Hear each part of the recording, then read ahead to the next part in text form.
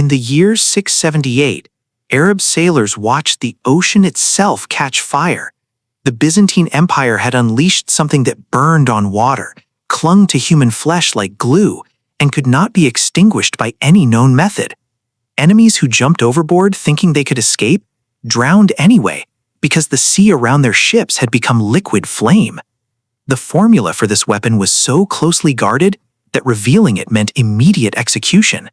Only the Byzantine emperor and a single family knew how to make it, and when that knowledge finally died with them, modern science spent over 1,000 years trying to figure out what it was. That weapon saved an empire for 7 centuries.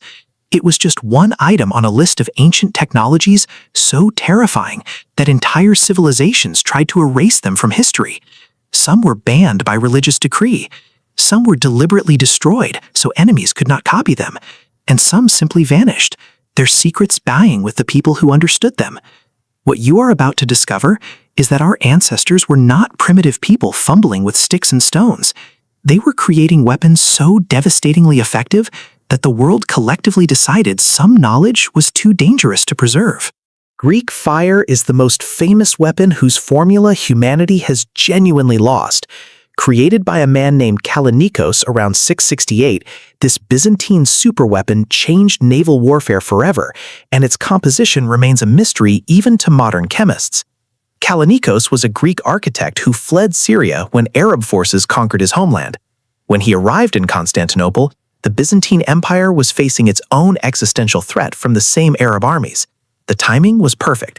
Kallinikos brought with him knowledge of chemistry that would save the Byzantine capital, and by extension, preserve Western civilization for another 800 years. Here is an actual example of how devastating Greek fire was in practice.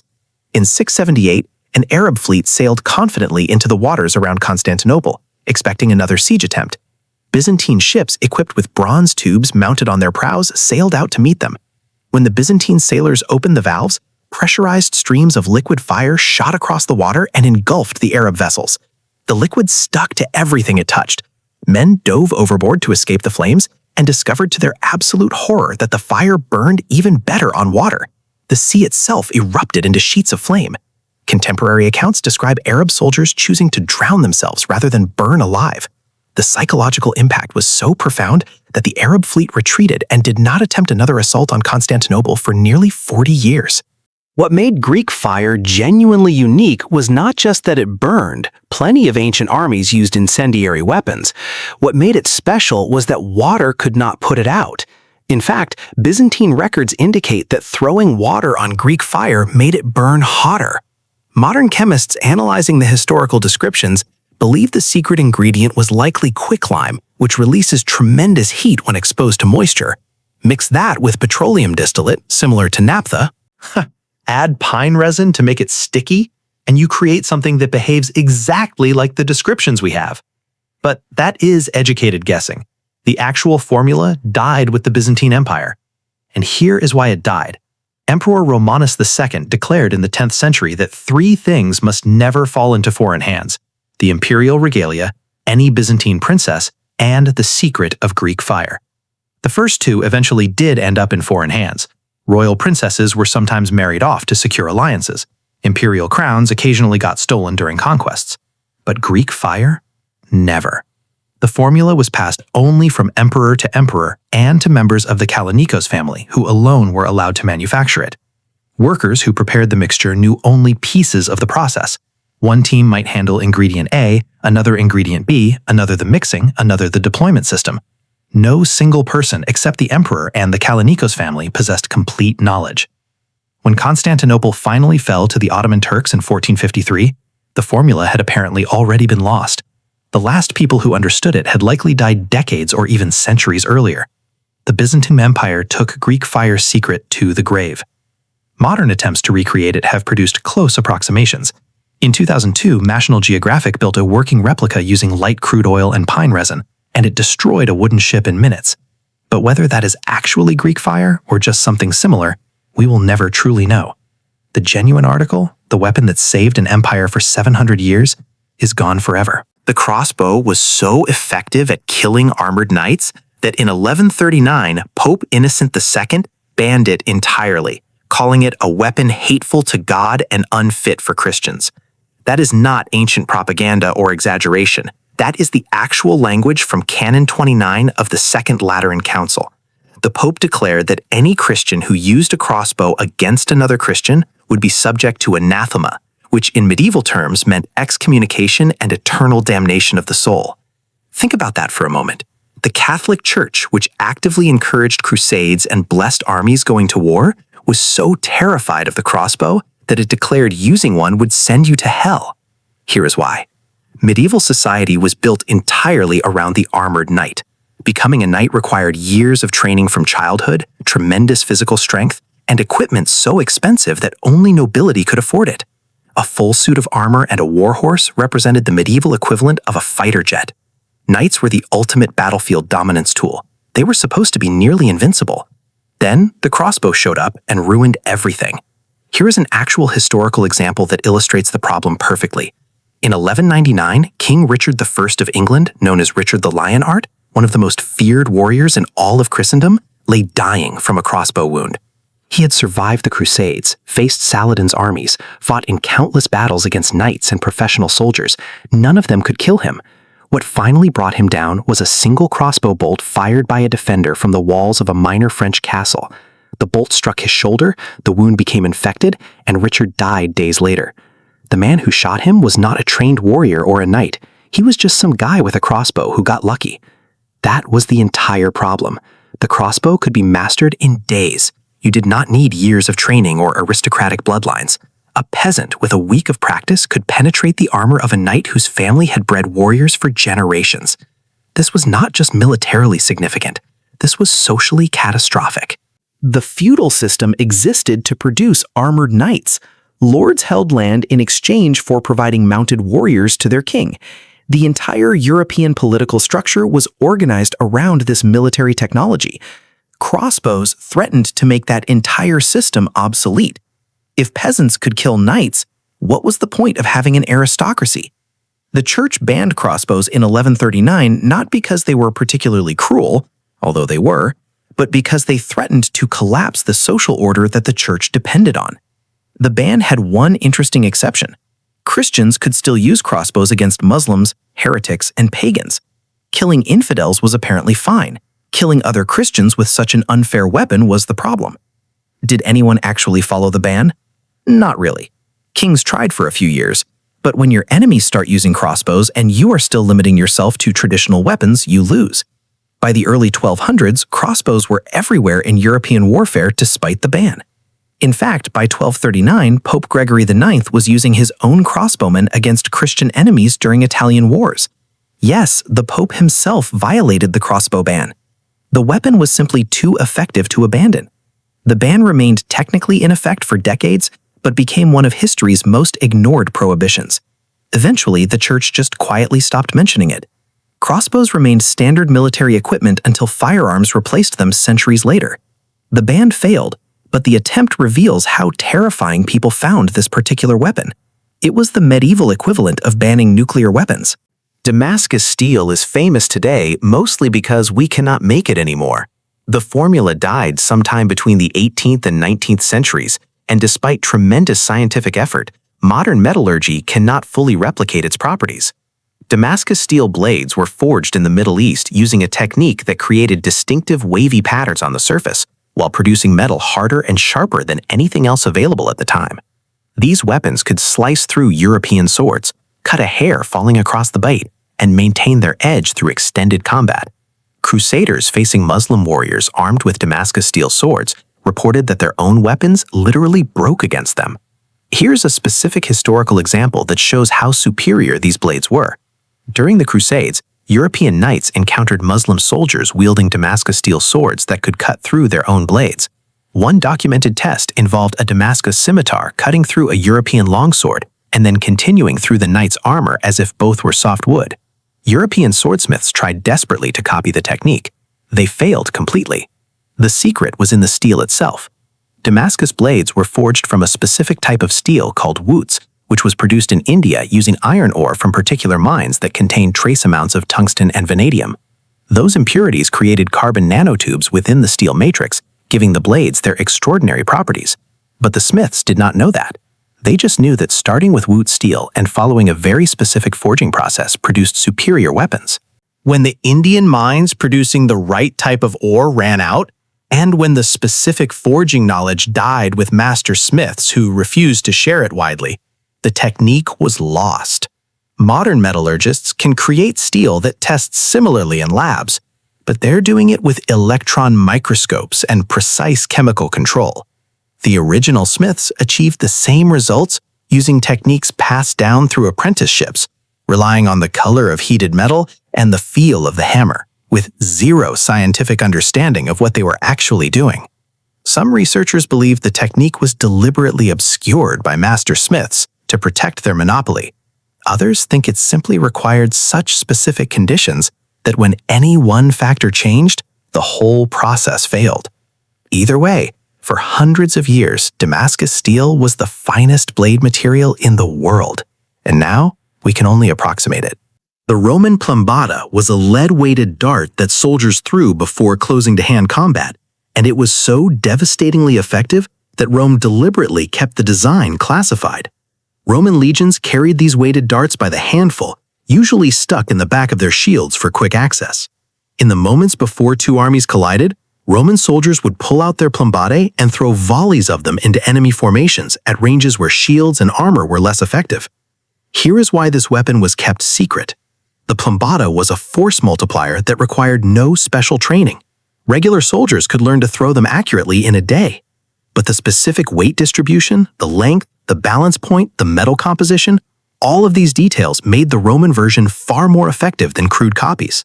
The lead weight was positioned to give the dart a flat trajectory and tremendous penetrating power.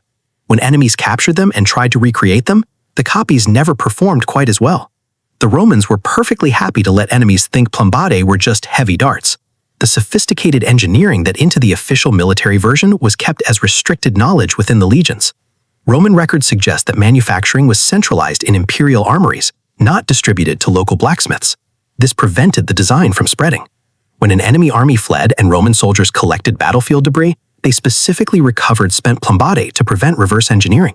The weapon's effectiveness was proven during the late Empire period when Rome faced numerous barbarian invasions. Germanic tribes regularly captured Roman equipment, including swords, armor, and javelins, but plumbatae recovered from archaeological sites in barbarian territory are clearly inferior copies. The barbarians knew the Romans had something better, they just couldn't figure out what made the difference. Eventually, as the Roman Empire collapsed, the manufacturing knowledge died with the imperial armory system. Medieval armies occasionally rediscovered weighted darts and used them with some success, but the specific Roman engineering was gone. Modern researchers studying preserved examples have found that Roman plumbatae were weighted with a precision that suggests careful testing and standardization. These were not crude weapons. They were products of military science that took decades to perfect and vanished when the institution preserving that knowledge ceased to exist. The khopesh was an ancient Egyptian sickle sword that dominated Bronze Age warfare for over 1,000 years and then mysteriously vanished so completely that even its name was forgotten until archaeologists rediscovered examples in tombs. This was not a weapon that gradually evolved into something else. It was a design that disappeared. Egyptian armies used the khopesh from around 3000 BCE through roughly 1300 BCE. Then, within a few generations, it was gone. Not just uncommon, completely absent from the archaeological record. Here is what made the khopesh unique. The curved blade allowed Egyptian soldiers to hook enemy shields and weapons, pulling them aside to create openings for counterattacks.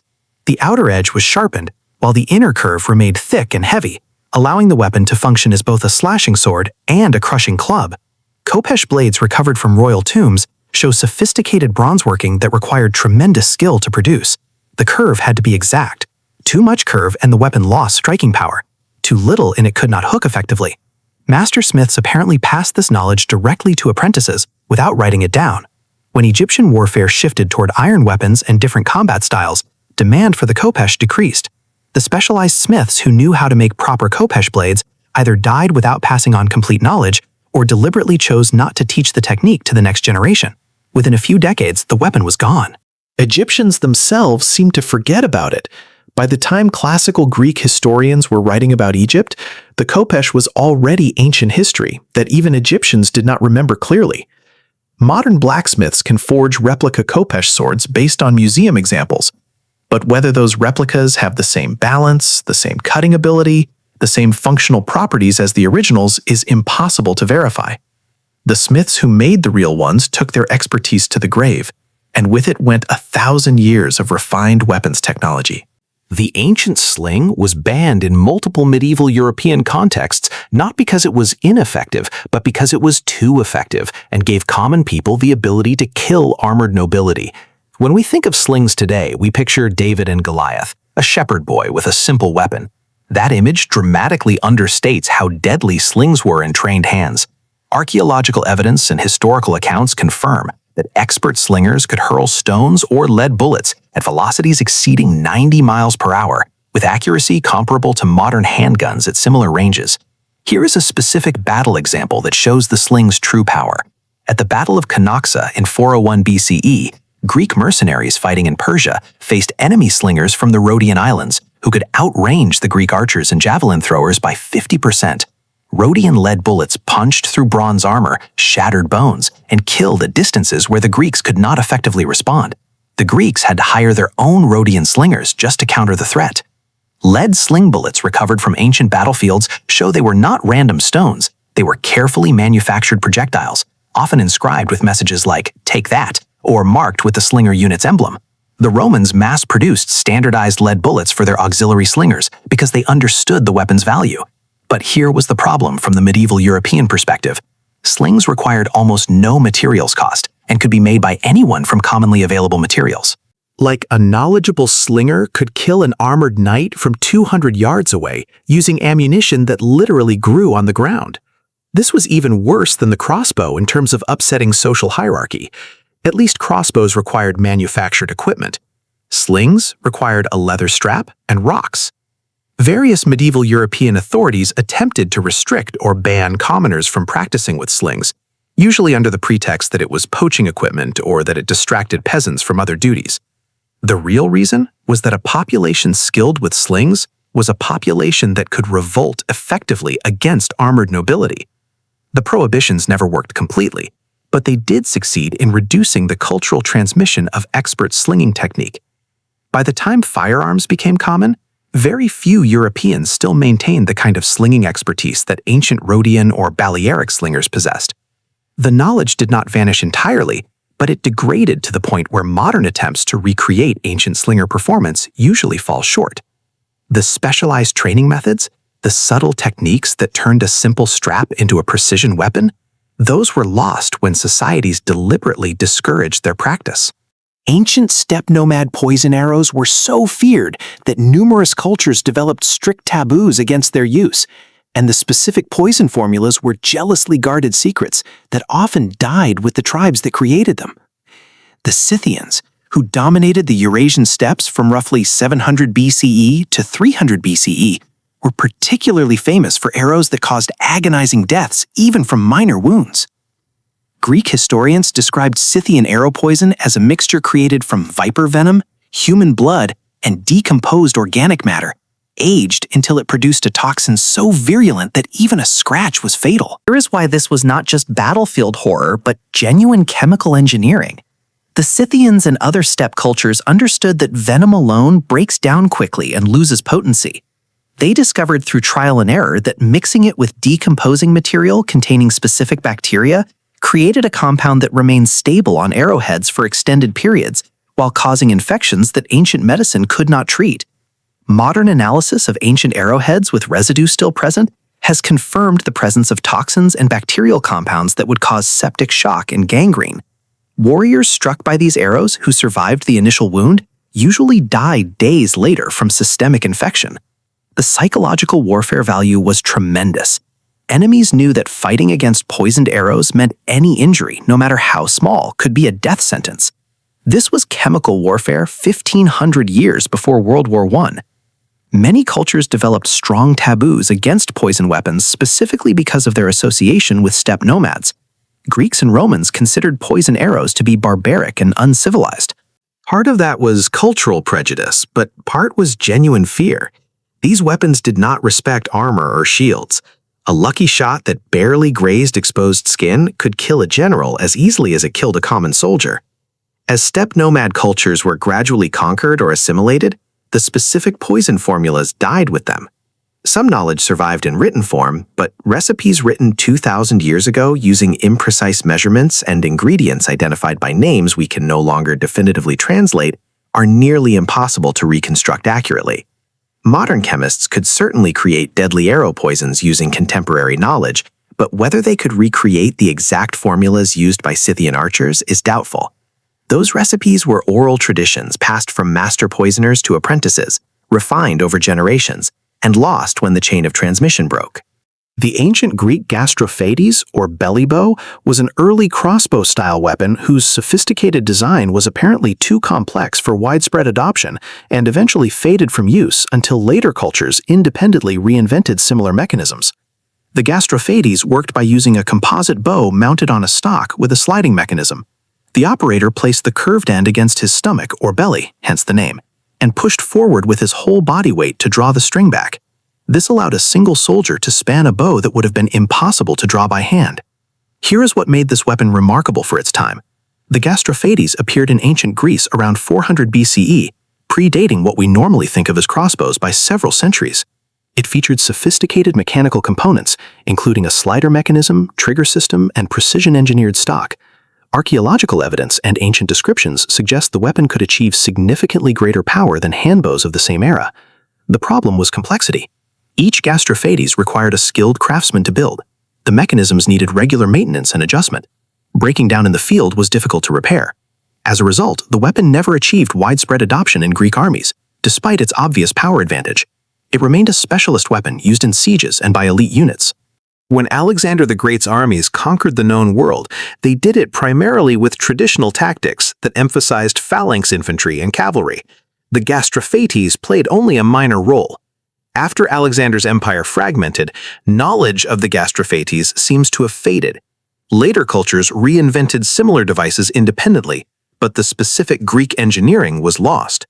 When Roman engineers eventually developed their own crossbow-type weapons centuries later, they were apparently working from first principles, not building on preserved Greek knowledge.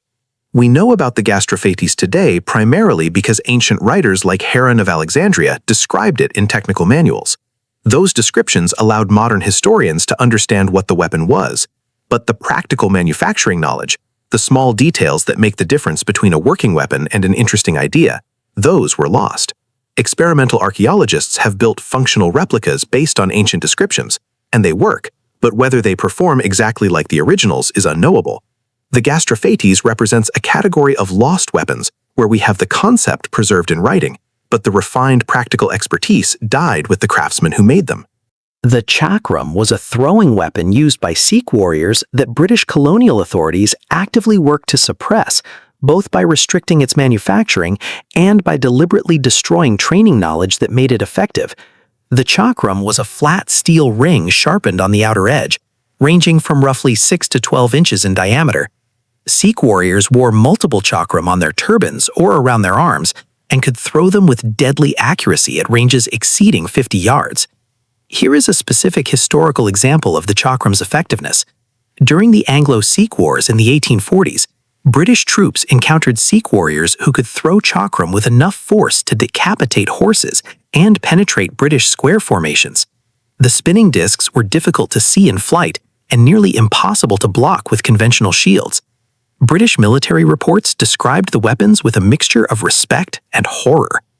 After the British conquered the Sikh Empire, they took deliberate steps to suppress the chakram. Manufacturing was restricted under laws that controlled weapons production. More significantly, the British disrupted the Guru Shishya training tradition, where masters taught students the specific throwing techniques that made the chakram effective.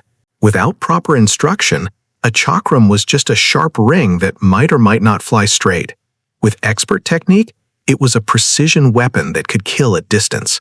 The throwing motion required specific wrist action, release timing, and body mechanics that took years to master. British authorities understood that if they could break the transmission of knowledge from master to student, the weapon would become useless within a generation Even if people still possessed chakrams themselves, the suppression worked. By the early 20th century, very few people retained genuine chakram-throwing expertise. The weapons survived as cultural artifacts and ceremonial items, but the combat application was nearly extinct. Modern martial artists have attempted to revive chakram technique based on historical descriptions and experimentation, but whether their methods match what Sikh warriors actually did is questionable. The British successfully erased a weapons tradition, not by banning the physical object, but by destroying the knowledge system that made it effective. Like these 10 weapons represent different categories of lost military knowledge. Some vanished because their creators deliberately kept them secret, and that secrecy eventually killed them. Some were banned by authorities who feared their social implications. Some required such specific conditions or materials that when those conditions changed, the weapons could not be reproduced. And some were actively suppressed by conquerors who understood that destroying knowledge could be more effective than destroying weapons themselves. What unites all of them is this: our ancestors were not primitive.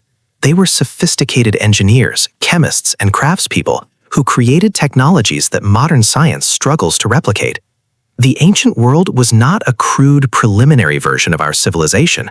It was a collection of different civilizations with their own sophisticated knowledge systems, some of which achieved things we have not yet relearned.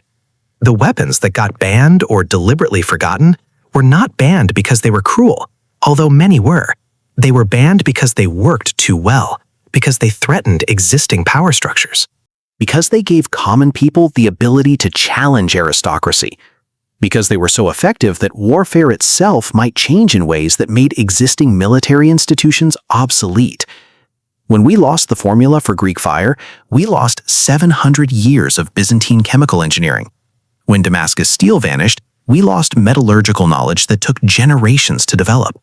When training traditions for slings and chakram were broken, we lost refined expertise that represented centuries of practice. These weapons did not vanish by accident.